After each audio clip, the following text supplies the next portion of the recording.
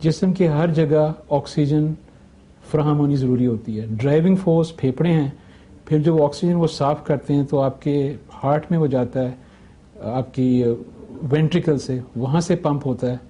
Ventricle جو ہے وہ آپ کے پورے جسم میں آکسیجن بھیجتی ہے.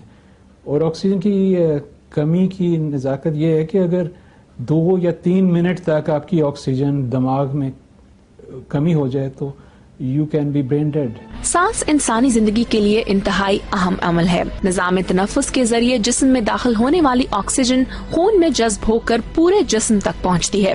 اس آکسیجن کی موجودگی میں گلوکوز چلتی ہے جس کی وجہ سے توانائی, پانی اور کاربن ڈائی آکسائڈ پیدا ہوتی ہے. آکسیجن اور کاربن ڈائی آکسائڈ کے ری ایکشن کی وجہ سے پیدا ہونے والی توانائی مختلف جسمانی افعال میں استعمال ہوتی ہے.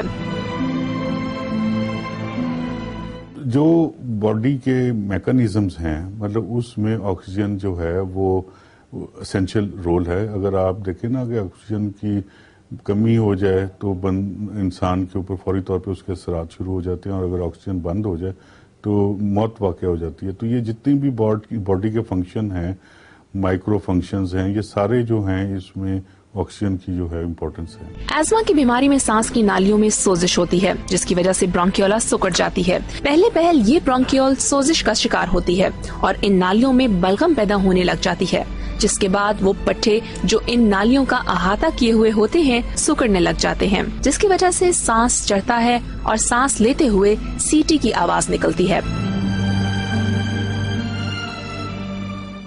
استھما جو ہے نا یہ بیسیکلی ایک ہم اس کو کلینکل ڈائگنوسس کہتے ہیں. یہ کوئی ایک بیماری کا نام نہیں ہے, بیسیکلی یہ ایک سمٹمز ہیں جن کو اکٹھا کر لیں تو وہ استھما بن جاتا ہے. مطلب بچہ ہو بڑا ہو اس کو بار بار کھانسی کا آنا, بار بار اس کو جو ہے سیٹیوں کا آنا, سانس میں تکلیف ہونا, سانس مشکل سے لینا, جن کو یہ بار بار ہوتا ہے تو اس کو ہم اور باقی ہم اس کی وجوہات کو رول آؤٹ کر لیتے ہیں, تو ہم اس سیناریو کو جو ہے نا استھما کہتے ہیں. ایزما یا دمہ کی وجوہات کیا ہیں؟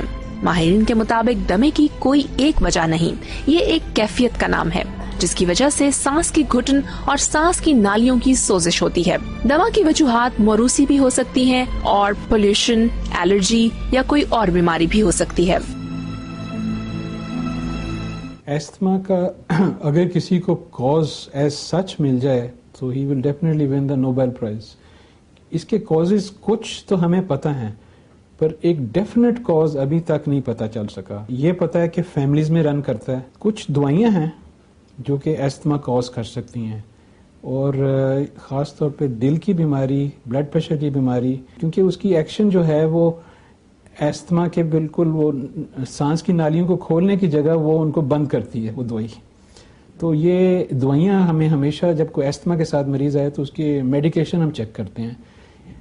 دوسری بات یہ exposure to strong perfumes, chemicals, اس سے بھی آپ کا استھما پریسیپیٹیٹ ہو سکتا ہے. انوائرمنٹل میں یہ ہے کہ سب سے کامن جو ہے بچوں میں, خاص طور پہ چھوٹے بچوں میں, ایک تو وہ ہے نزلہ زکام.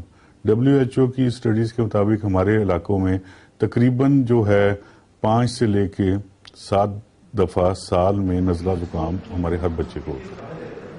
تو جو بچے جن کے اندر پری ڈسپوزیشن ہے اس کی استھما کی, اس میں اگر یہ الرجی مطلب یہ جو نزلہ زکام لگتا ہے اس سے یہ ٹریگر ہو جاتا ہے, ان کو یہ الرجک ریئیکشن ٹریگر ہو جاتا ہے. سب سے بڑا امپورٹنٹ اسموک, اور خاص طور پہ جو ہمارے بچوں میں زیادہ آتا ہے وہ اسموک جو گھر میں پیرنٹ والدین جو ہیں یا والد یا رشتہ دار سگریٹ پیتے ہیں, وہ ان سے بچوں کو مطلب یہ ہو جاتا ہے.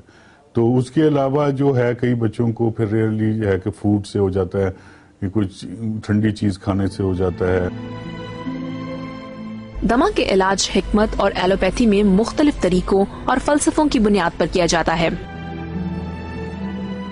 میڈیکل علاج ہم کرتے ہیں اس میں 2 حصے ہیں. ایک ہم کہتے ہیں ریلیونگ میڈیسن.